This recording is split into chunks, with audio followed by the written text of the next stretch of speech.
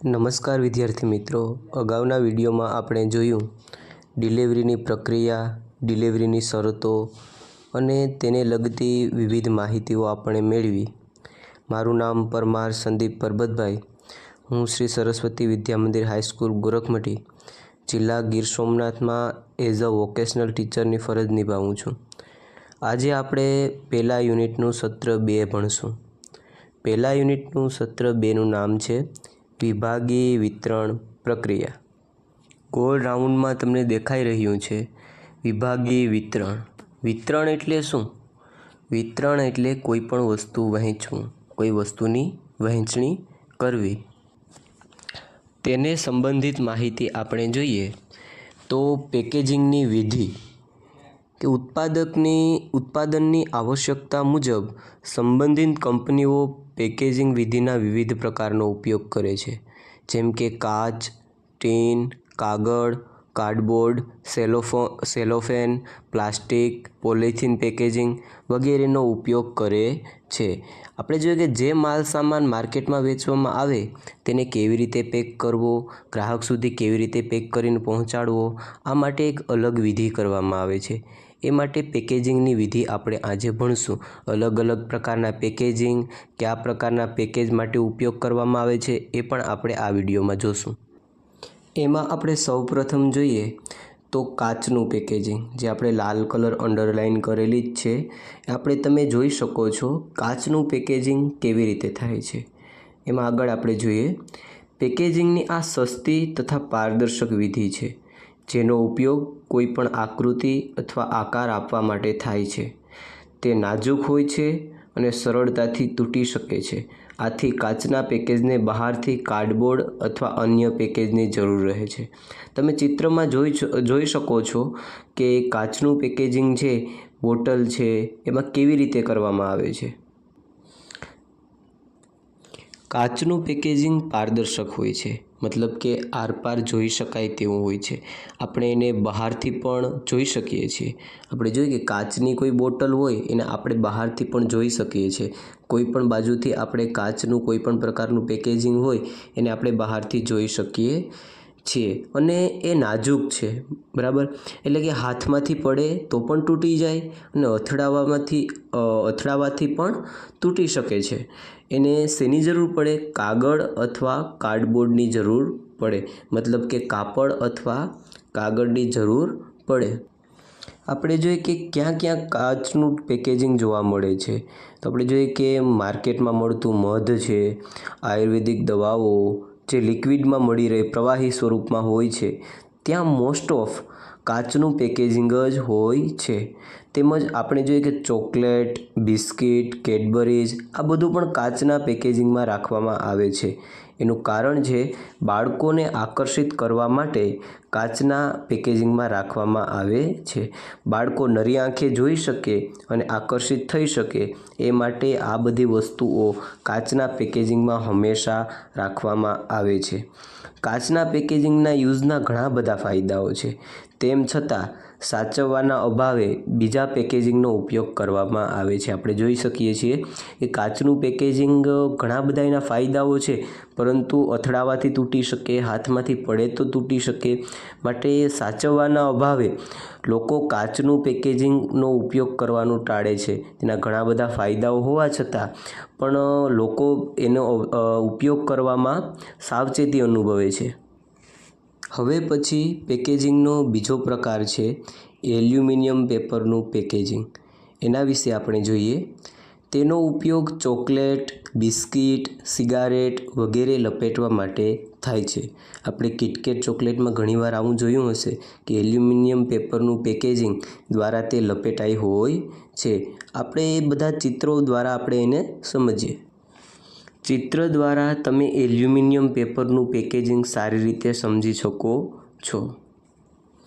હવે આપણે એલ્યુમિનિયમનો ઇતિહાસ જોઈએ તો એલ્યુમિનિયમ એક મેટલ છે, જેને કારખાનામાં પ્રોસેસ કરી એલ્યુમિનિયમ પેપરનું પાતળું પેપર જેવું એક પડ બનાવવામાં આવે છે. જે ખોરાકને આયુષ્ય વધારવા તેમનો ઉપયોગ કરવામાં આવે છે.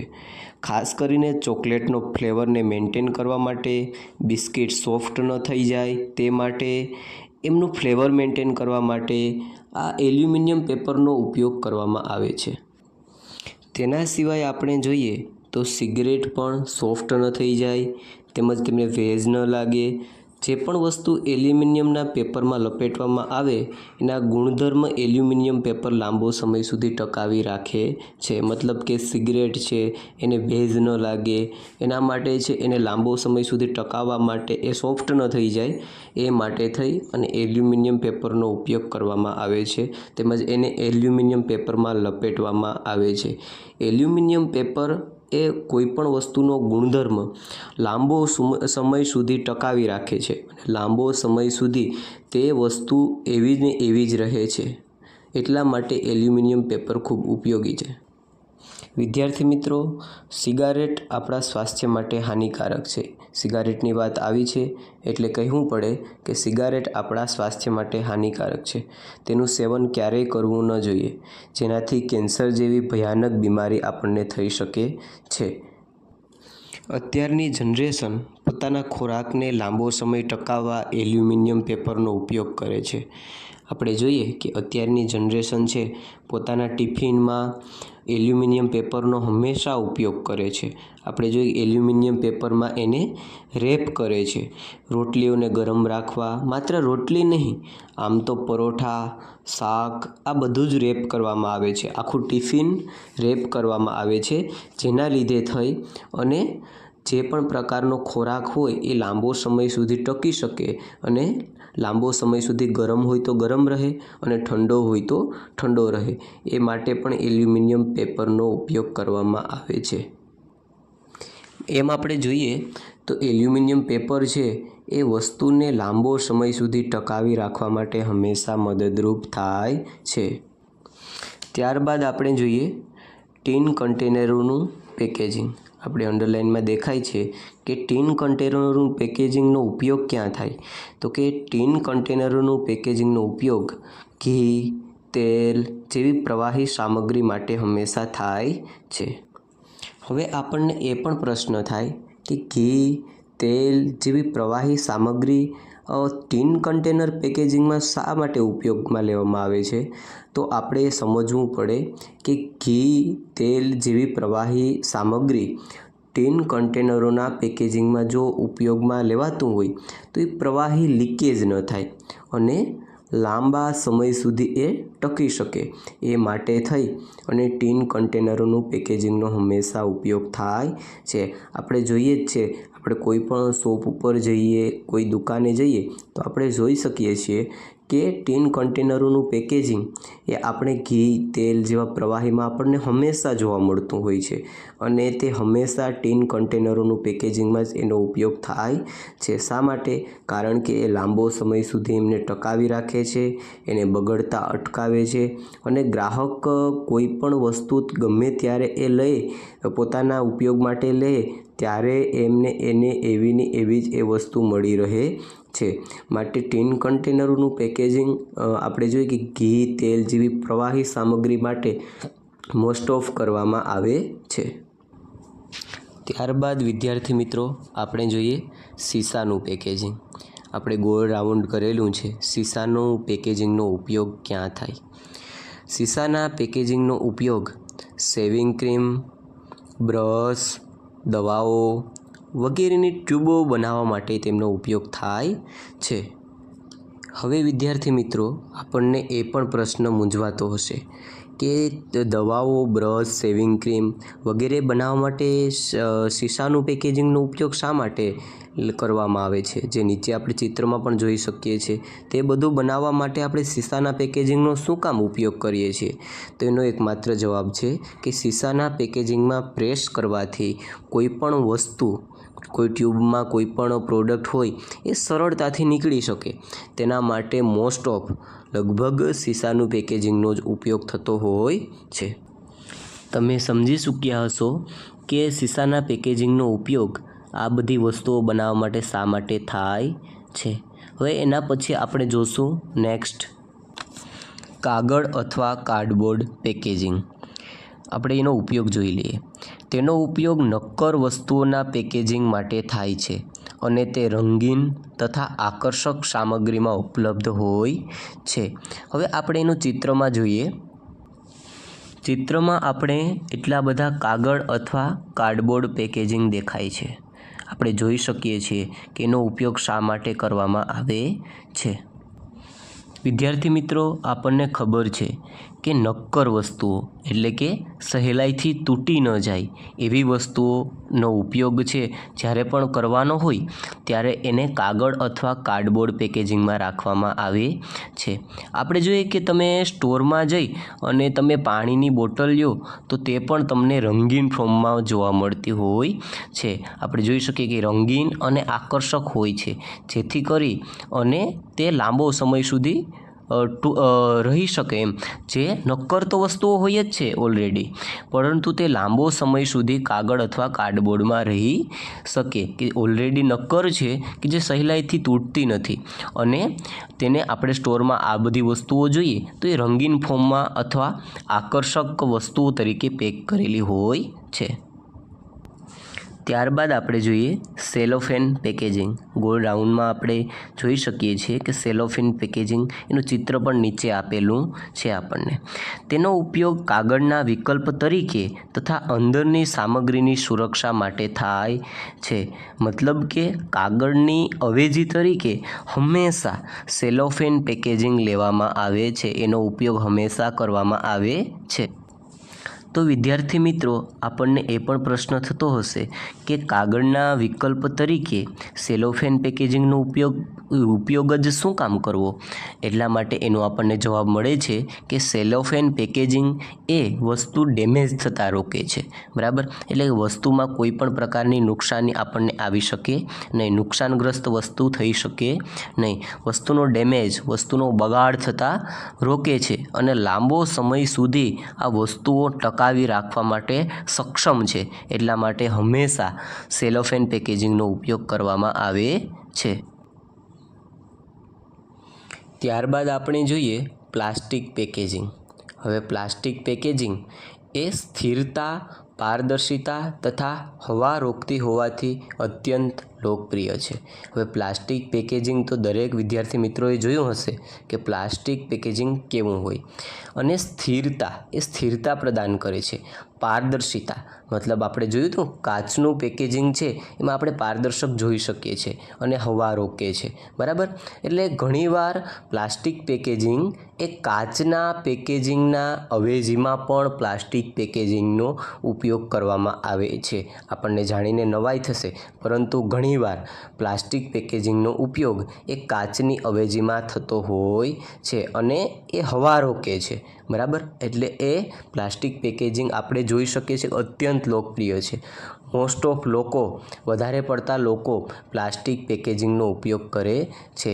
જો તમને બાળકો જણાવી દઈએ કે ગવર્મેન્ટે પ્લાસ્ટિક ઉપર બેન કર્યો છે, તેમ છતાં પણ પ્લાસ્ટિકનો યુઝ વધારે પડતો થાય છે.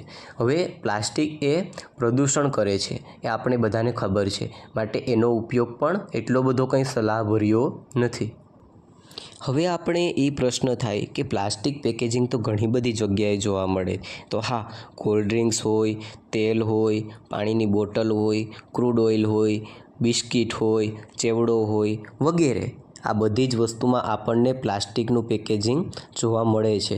તેનું પેકેજિંગનો ઉપયોગ શા માટે કરવામાં આવે? તો આપણે એક સમજી લઈએ કે લાંબા સમય સુધી ટકી શકે. એનો પ્રથમ ગુણધર્મ છે લાંબા સમય સુધી ટકી શકે અને બગડે નહીં. બીજો એનો ગુણધર્મ છે બગડતી નથી. કોઈ પણ વસ્તુ એમાં નાખ્યા બાદ એ ક્યારેય બગડતી નથી. તેમજ પ્લાસ્ટિક પેકેજિંગની કાચની અવેજીમાં પણ એનો આપણને ખબર છે ઉપયોગ થાય છે. અને સાથે સાથે આપણે જોઈએ કે પ્લાસ્ટિક પેકેજિંગ હોય તો એ પરિવહનમાં પણ સરળતા રહે છે. મતલબ કે કોઈ પણ પેકેજિંગ એક જગ્યાએથી બીજી જગ્યાએ મોકલવાનું હોય ત્યારે પ્લાસ્ટિક પેકેજિંગ હંમેશા સરળ રહે છે. હવે વિદ્યાર્થી મિત્રો, તમને એક પ્રશ્ન થતો હશે કે પ્લાસ્ટિક પેકેજિંગમાં જ વસ્તુ લાંબો સમય સુધી કેવી રીતે ટકી શકે છે? તો એનો જવાબ એકમાત્ર છે કે પ્લાસ્ટિકમાં હંમેશા નાઇટ્રોજન વાયુ રહેલો છે. નાઇટ્રોજન વાયુ આપણે વૈજ્ઞાનિક કારણ છે કે નાઇટ્રોજન વાયુ હોય જેમને લીધે વસ્તુ ક્યારેય બગડતી નથી. એના માટે પ્લાસ્ટિક પેકેજિંગનો ઉપયોગ ઘણીવાર ગ્રાહકો લાંબા સમય સુધી કરી શકે છે, પરંતુ જેમ મેં તમને અગાઉ કીધું એ રીતે પ્લાસ્ટિકનો ઉપયોગ ગવર્મેન્ટે બેન કરેલો છે. માટે પ્લાસ્ટિકનો ઉપયોગ હિતાવહ નથી, કારણ કે પ્લાસ્ટિક એ માણસ માત્રની સાથે સાથે પ્રાણીઓ માટે પણ ખૂબ જ જોખમી છે. જે પશુઓ છે એ પ્લાસ્ટિક ખાય છે અને તેને લીધે મૃત્યુ પણ પામે છે, જેને લીધે આપણે કહી શકીએ કે પ્લાસ્ટિક પેકેજિંગનો ઉપયોગ હિતાવહ તો નથી, પરંતુ લોકો તેમના ફાયદા માટે તે વસ્તુઓ લાંબો સમય સુધી ટકાવવા માટે આ પ્લાસ્ટિક પેકેજિંગનો વધારે પડતો ઉપયોગ કરે છે અને ટીનના અવેજી તરીકે આ પ્લાસ્ટિક પેકેજિંગ હંમેશા ઉપયોગમાં લે છે, પરંતુ આપણે એનો ઉપયોગ ક્યારેય હિતાવહ નથી એ સમજીને જ આગળ ચાલવું જોઈએ. ત્યારબાદ આપણે જોઈએ પોલિથીન પેકેજિંગ. પોલિથીન પેકેજિંગનો ઉપયોગ આપણે જોઈએ કે દૈનિક ઉપયોગની ચીજવસ્તુઓ જેવી કે દૂધ, ઘી, જ્યુસ વગેરે પેકેજિંગ માટે તે સૌથી લોકપ્રિય છે. તો વિદ્યાર્થી મિત્રો, તમને એ પણ પ્રશ્ન થતો હશે કે દૂધ અને ઘી માટે તો ટીનના પેકેજિંગનો ઉપયોગ થાય છે, પરંતુ જ્યુસ આવી બધી વસ્તુઓ માટે હંમેશા પોલિથીનના પેકેજિંગનો ઉપયોગ થાય છે. અને આપણે એમ પણ કહી શકીએ કે ટીનના અવેજી તરીકે પણ પોલિથીન પેકેજિંગનો હંમેશા ઉપયોગ થતો હોય છે. તેના સિવાય વિદ્યાર્થી મિત્રો, આપે જોયું હશે કે વેફર્સ, દૂધ, કઠોળ વગેરેમાં પણ હંમેશા પોલિથીન પેકેજિંગનો ઉપયોગ થાય છે, જે આપણે જોયું જ હશે. અને પોલિથીન પેકેજિંગ પણ છે લાંબો સમય સુધી કોઈ વસ્તુઓ ટકાવી શકતી નથી, પરંતુ જે દૈનિક ઉપયોગની ચીજવસ્તુઓ જે નાશવંત છે, જે ઝડપથી બગડી જાય એવી વસ્તુઓ છે, દૂધ છે, બરાબર. એટલે આ બધી પેકેજિંગનો ઉપયોગ એટલા માટે કરવામાં આવે છે કે જે ટૂંકા સમય માટે પોલિથીન પેકેજિંગ સૌથી બેસ્ટ છે.